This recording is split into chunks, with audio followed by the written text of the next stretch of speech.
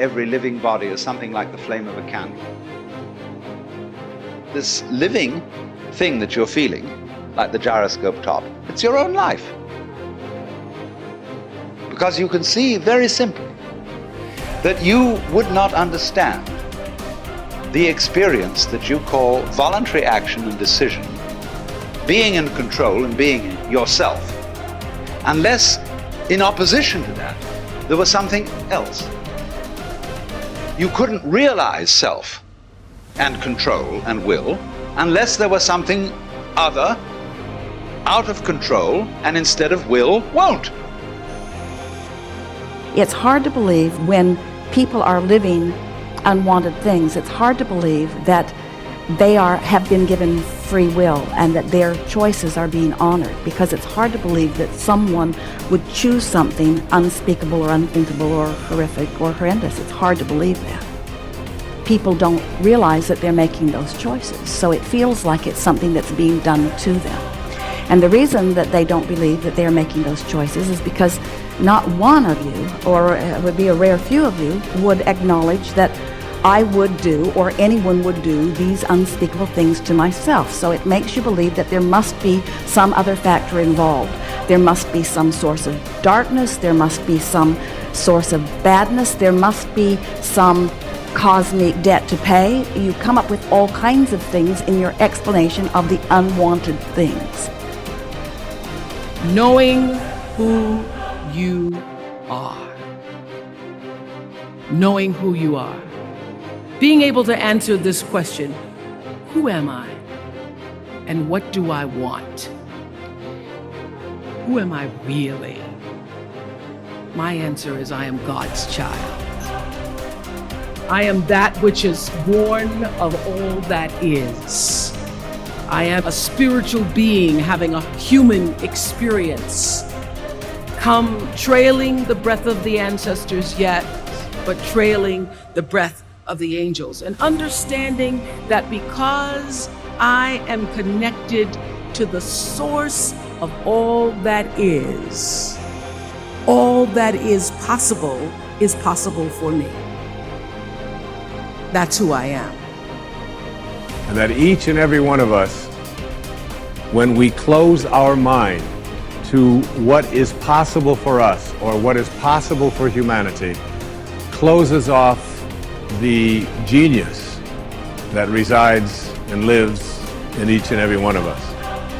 Having an open mind, it means opening yourself up to the potentiality and the possibility that anything and everything is possible. So having a mind that is open to everything and attached to nothing really means finding within ourselves the ability to get rid of a trait that I find so common in the contemporary world. And what do I want? I don't want to just be successful in the world. I don't want to just make a mark or have a legacy. The answer to that question for me is I want to fulfill the highest, truest expression of myself as a human being. I want to fulfill the promise that the Creator dreamed when He dreamed the cells that made up me. What do I want? You must have some kind of vision for your life. Even if you don't know the plan, you have to have a direction in which you choose to go. What I've learned is that's a great metaphor for life. You want to be in the driver's seat of your own life, because if you're not, life will drive you.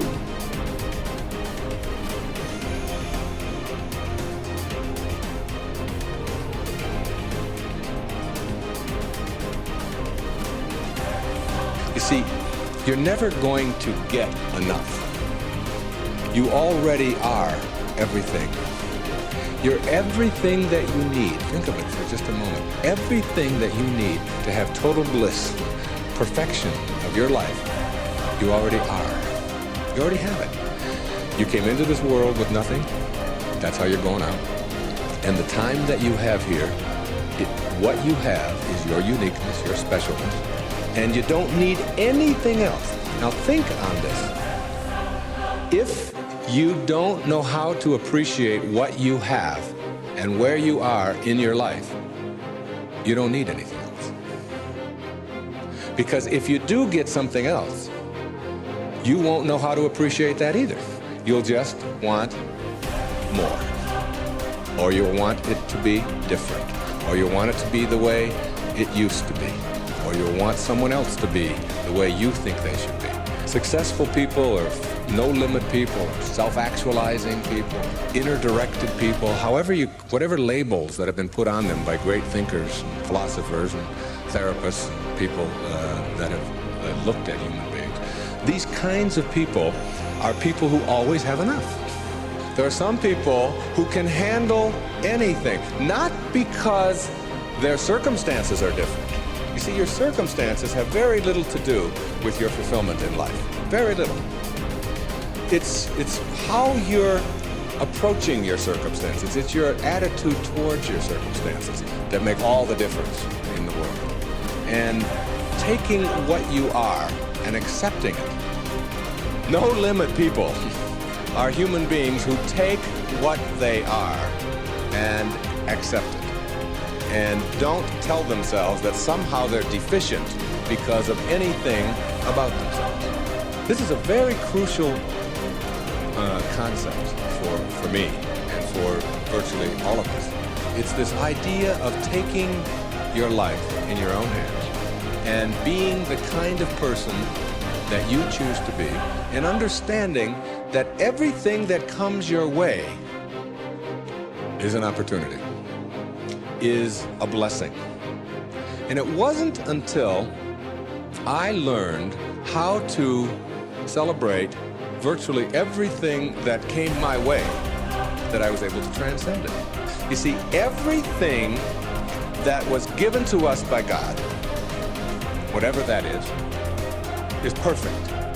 No one can deny the mountains are perfect and the rivers are perfect and the birds are perfect and the hippopotamuses are perfect and so on. This is just what was given to us. Everything else that you have on our planet, that we have on our planet, comes about as a result of thinking.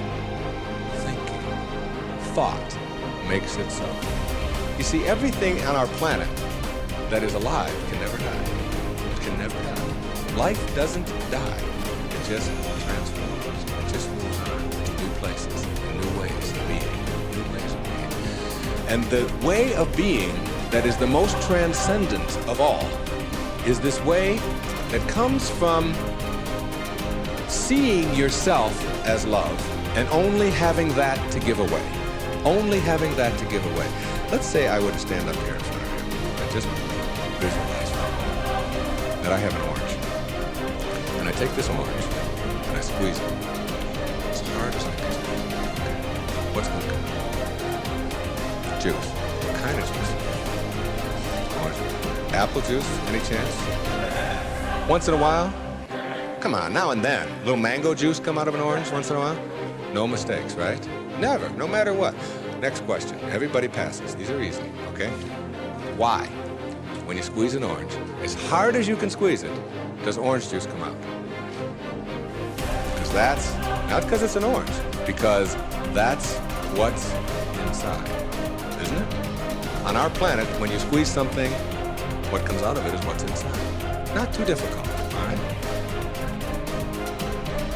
Does it matter if your mother squeezes the orange? Does it matter what instrument she uses? Does it matter if you just had your period and then you squeeze an orange?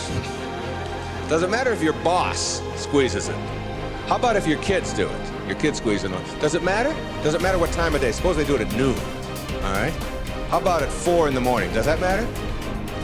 Whenever you squeeze an orange, the only thing you get out is what's inside, right? No argument. Same thing works for you. Same principle works for you. It's a principle of the universe, all right? Someone squeezes you. That is, someone puts pressure on you. Someone says things about you that you don't like. Someone puts tension on you, whatever. Your boss says something to you that you don't like. And out of you comes anger. And out of you comes hatred. And out of you comes fear. Or out of you comes stress. Or out of you comes tension. Why? Is it because of your boss and the way they squeeze you? Never. Is it because of your mother? I mean, she really can be a pain sometimes, right? Is it because of your children? No. What comes out of you always when someone squeezes you is what's inside. This is the vital principle of being a no-limit person. It's so crucial to get this and understand that if you have any hatred in your heart for anyone in this world, or any anger or any fear or any of those things, it has nothing to do with the rest of the world. It only has to do with what you put inside. Now, how does what gets inside of you get there? That's the key. How does it get there? As you think. Only as you think. You see, there's no anger in the world. There's no stress in the world. There's no tension. It's perfect. We've already established. It's perfect place. It works just fine. It's all flowing the way it's supposed to flow. The evidence for it is. That's all the evidence you need. Just look around you. Everything out there is a miracle. Everything, including you. There are no mistakes. It's all. And everything that happens to you in your life, whether it's a trauma, whether it's a disease, whether it's somebody treating you in a certain way, there's a lesson in all of it. No limit people understand the lesson in life, and therefore celebrate the lessons.